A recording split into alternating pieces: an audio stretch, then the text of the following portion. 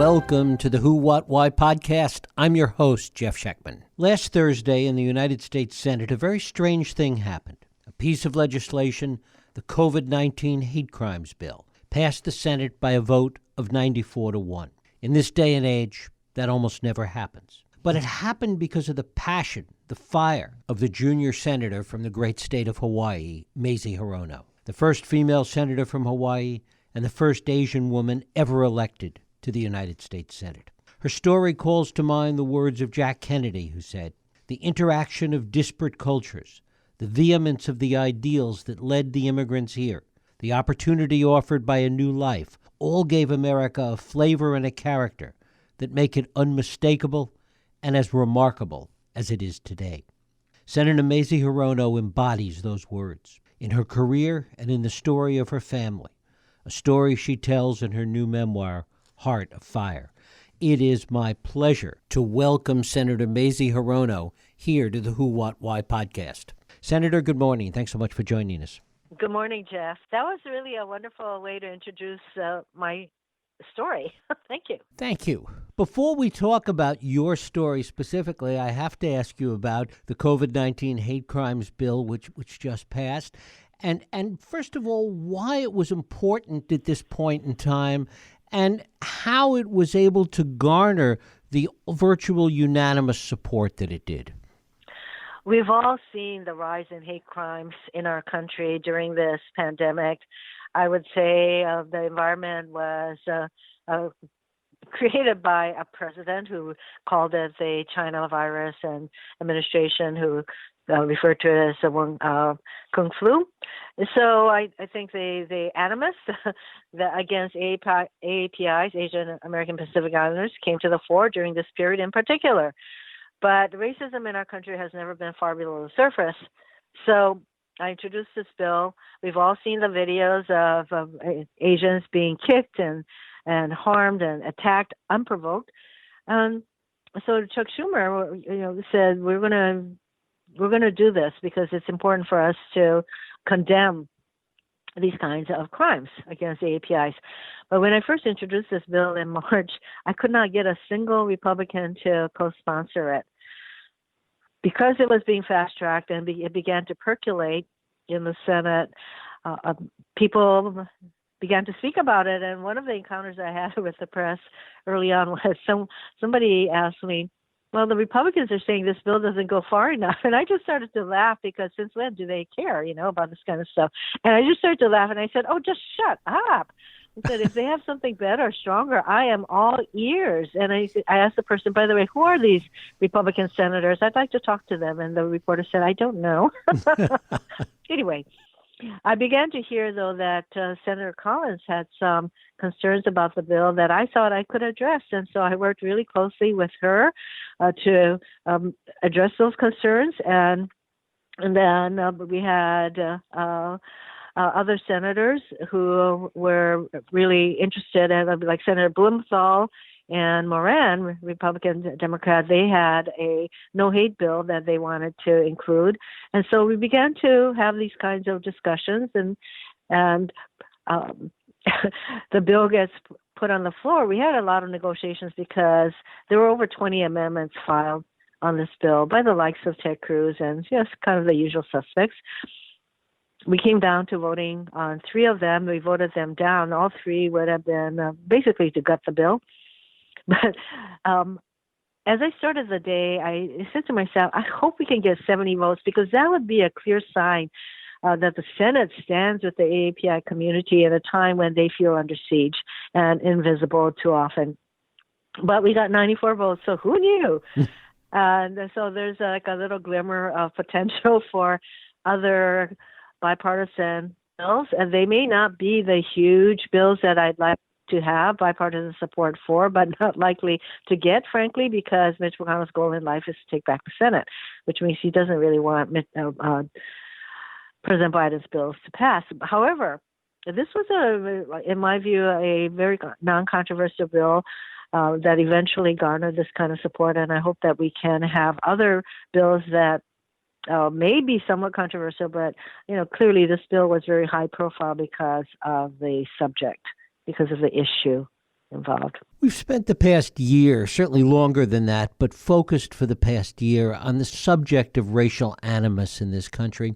Talk a little bit about how the hate crimes that you see and the animus towards the AAPI community is both similar and different than what we were talking about prior to this.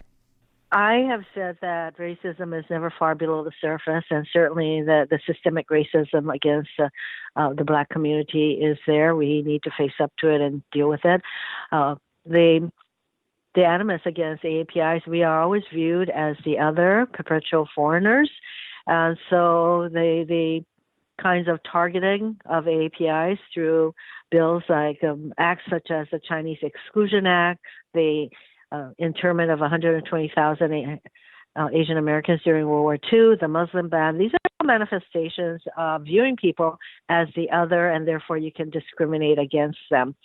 This is something that we have to fight back against, and eternal vigilance is required. How is this different? I don't know that. Well, part of the difference is that you had a president who had a lot to do with creating the environment where this kind of animus would come to the fore, and there would be these total, unprovoked, vicious attacks against AAPIs. Mainly, a lot of them were women, seniors. The more defenseless they looked, the more this kind of behavior came to the fore in every state, including the District of Columbia. But I think it's always there, and therefore passing this bill is important, a position for the Senate to take. But clearly, there are all kinds of cultural, attitudinal, and other things that do not change necessarily because we've managed to pass the bill. So we need to get to all those other aspects. And you do, because we do understand so much more about the culture from what you write in Heart of Fire. I want to talk a little bit about your mother, Laura, who's at the center of your story, of your memoir. And sadly, she passed away not very long ago. But she did live long enough to see her daughter become a member of the U.S. Senate. Talk about that and how proud she was, obviously, but really what she took away from that. I think she, as do I, view my journey in politics as a highly unlikely one. Little did either of us know that this is where I would be, but I'm really glad that I was able to do this because my mother, I had told her at a pretty young age that I wanted to do something more with my life than to make my little self happy, that this country gave me opportunities I never would have had otherwise, thanks to Mom. And so I wanted to do something. So I majored in psychology so I could become a therapist or, helping professions. But it was through my involvement in the anti-war activism that opened my eyes to politics as a way to make social changes. And I still believe that. And so my mother, who was very unusual in that not once did she ever ask me, when are you going to get married and when are you going to have children? Not once. One of my friends said she couldn't be your real mother because real mothers are supposed to bug you about things like that. She never did. I asked her one time why. She said she just totally ruined her life by marrying my father, who I didn't get to know, and she had to escape from. And she said, why should I tell you what to do? I trust you to make your decisions. And so learning from her also, I took risks that I had experiences that a lot of my classmates did not go down that path. My favorite poem is The Road Not Taken by Robert Frost. Talk a little bit about your view of politics, because there certainly are plenty of your colleagues that take a more cautious approach. And you have a reputation for being outspoken, for being straightforward in what you believe in and your passions. To what extent does that come from your immigrant experience, your mother, your family, the story that you write about in Heart of Fire? I am in politics because of my immigrant background, and so I never forget where I came from, who I fight for, and why. And so, yes, if I were not an immigrant and didn't grow up poor, without health care, all of those things that people still need, I doubt that I would have run for office, because women of my generation and cultural background, we don't run for office. We don't push ourselves forward that way. But for a long time, I was very determined, but I just didn't have to be so vocal about things in order to get things done. It is the Trump presidency that truly opened up my vocal cords and speak out against this bully. And I didn't do it for the attention, because speaking up and all of that does not come naturally to me. And in fact, in law school, my goal in life was never to be called upon. So it's been a journey for me to find, I don't want to say find my voice, because that sounds like I never spoke up. I did, but I think it is a really important part of my being now. I am more completely myself, as I describe it, because I now vocalize what I've always been determined to do. And I realize it's also important for people to know that there's a person in the Senate, there are many of us, but that I speak very plainly. I don't sugarcoat anything. And people will come up to me pre-COVID times and say, I really like to hear you, because you do not do the Senate speak stuff. I never learned to do that, by the way. So. To what extent did Hawaii also as a place set the stage for so many of the attitudes that you bring to the Senate today? Well, people in Hawaii, we're very diverse, and we appreciate other cultures. We eat each other's foods. We intermarry to a greater extent than any other state, I'd say. And so this acceptance, this celebration, literally, of other cultures is really important at a time when our country is so divided along so many what's been called, tribal lines.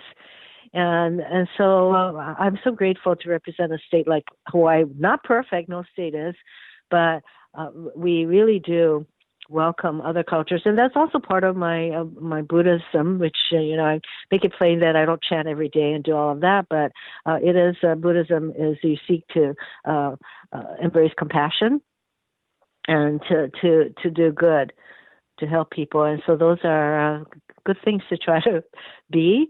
And as I've said, I'm not always perfect in that, because I can be very terse with people. There's a certain impatience that arises now and then. What, if anything, do you expect to be different when your colleagues have the opportunity to read Heart of Fire and understand your history and your experience, which is very different than most of your colleagues? And yet, I hope that the readers will be able to find elements of my story that they can relate to. Being poor, that's one. Not having health care, that's another. Having a major health diagnosis, stage 4 cancer. There are a lot of people in our country who have cancer. There are a lot of people in the pandemic who couldn't see their parents. I couldn't see my mother until she was transitioning to passing to death. So these are all things and also for women, I think women will be able to relate to being told, you're not ready, you can't do this, you should wait your turn, all of those things, and having low expectations of ourselves. Those are things that particular women can relate to. So I hope that even if our lives are very different, we all have stories to tell. We all have stories that we can relate to, and I hope that they can.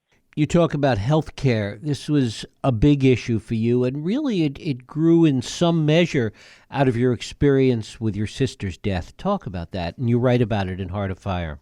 It was the evening where the Senate was poised to basically destroy the Affordable Care Act and push millions of people off of health care, and we were having debates that night, and I didn't have any prepared remarks or anything, but I thought I had something more to say. And it's the first time that I talked about my sister. Very few people knew that I had a younger sister who died in Japan. And I believe that if she had adequate health care, she could have survived. She died at home. And so that evening, I talked about her for the first time. It was very difficult for me to get through. And so it was to talk about how important healthcare is. To grow up as a child being afraid that my mother would get sick, wouldn't be able to go to work, no pay, no food. Literally, that's how it went. and so it's part of my lived experience. And when I got my cancer diagnosis, so many of my colleagues, including so many Republicans, sent me notes and all of these messages wishing me well, and so they gave me their compassion and their care. And that night, I banged the table. That was a surprise. As I was speaking, I said, "Where's your compassion? Where's your care? How can you vote to do this?" And so that was that dramatic night when John McCain voted no. But healthcare is a right, not a privilege, just for those who can afford it. That is one of my goals, to make healthcare a right, not a privilege in our country. One of the things that we've talked about is your outspokenness, particularly with respect to the former president. One of the things that you felt particularly passionate about was his family separation policy at the border, because that touched you very personally. Tell us about that. When my mother brought my older brother and me to Hawaii, it's because we were old enough to go to school. And my younger brother, Wayne, was only 3, and he would not have been able to go to school, and there would be nobody to take care of him. So she made a really hard decision to leave him with my loving grandparents, who also raised me from the age of 3 till before I came to Hawaii. None of us knew, certainly my mother didn't know, that the trauma of this separation would stay with my younger brother for his life, tragically short life. But we understood. I understood what it was, and it broke our hearts when my grandmother finally told us that every night my baby brother would look at our pictures and ask, "When are we coming home?" So that trauma stayed with him, stays with me. So I get emotional every time I talk about my brother. But so when Trump imposed his mindless cruelty and separated thousands of children from their parents, he didn't even care that this would be so traumatic and the harm that we would cause. And that is why I spoke out and continue to speak out for a humane immigration policy. Joe Biden inherited a shredded immigration policy lacking in humanity. To rebuild an immigration system with humanity is going to take time. I know that. But at least we have a president who cares. Talk about the immigrant experience and your knowledge of it, what you bring to the debate about this in Washington. You are the only immigrant that is serving in the United States Senate, and that puts a particular burden, I guess, a particular responsibility on you, having had that experience.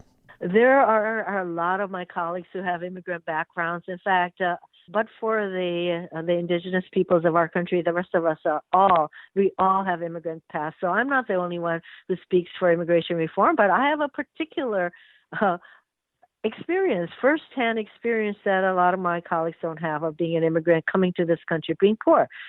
And we still see this country, so many of us see this country as the place of opportunity. And that's what my mother sought for us.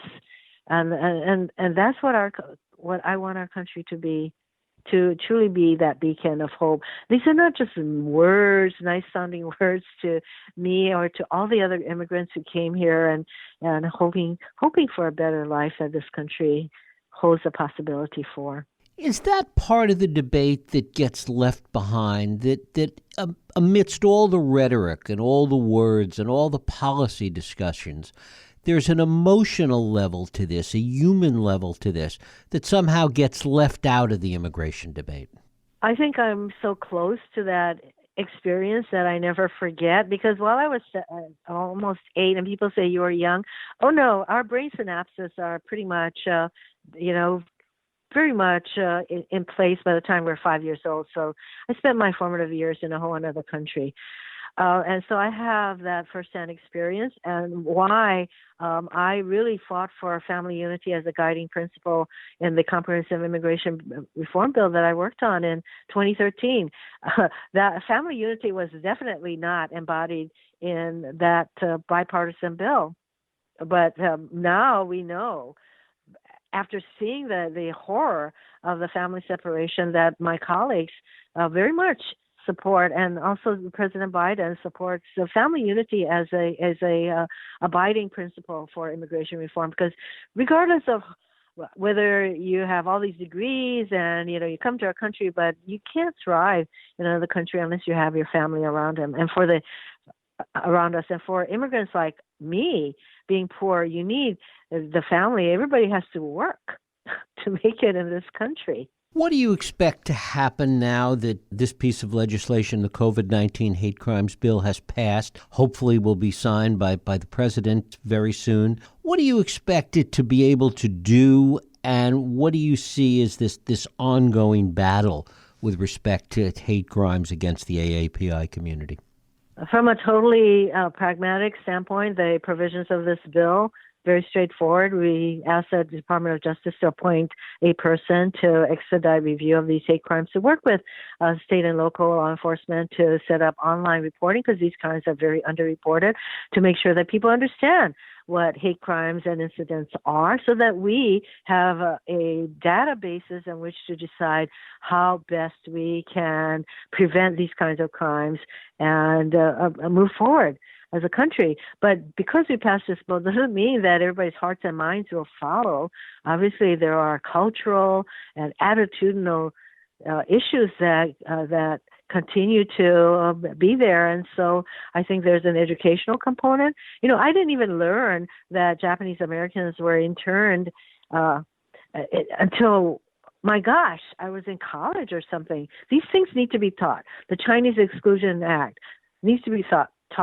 The murder of Vincent Ching, because his murderers thought he was Japanese, and this was a time when the Japanese auto industry was seen to harm our auto industry. These kinds of things ought to be taught, not to mention the systemic racism against Black people in this country. So, there are educational components to what we need to do.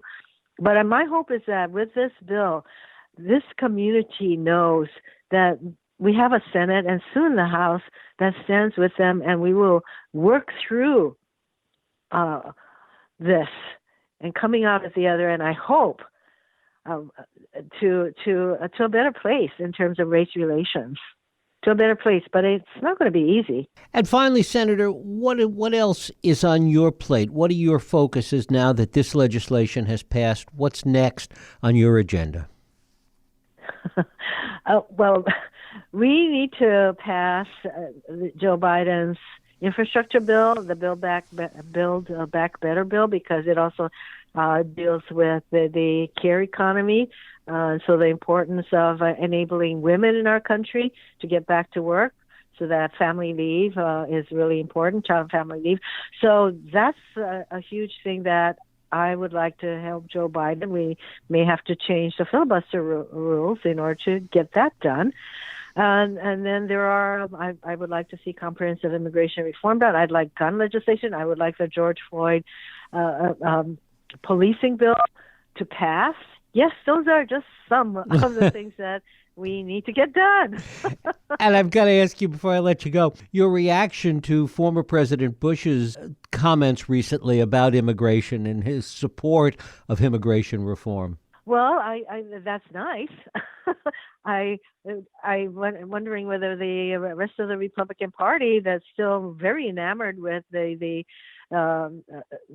attitudes of Trump, and whether they're listening. They still go to Florida and kiss Trump's ring. It's pretty amazing. This totally divisive, corrupt former president. Senator Mazie Hirono, her book is Heart of Fire, An Immigrant Daughter's Story. Senator, I thank you so much for spending time with us. Truly appreciate it. Thanks, Jeff. And to all your listeners, stay safe, be kind. Aloha. Aloha. And thank you for listening and joining us here on the Who, What, Why podcast. I hope you join us next week for another radio Who, What, Why podcast. I'm Jeff Schechtman. If you like this podcast, please feel free to share and help others find it by rating and reviewing it on iTunes. You can also support this podcast and all the work we do by going to whowhatwhy.org/donate.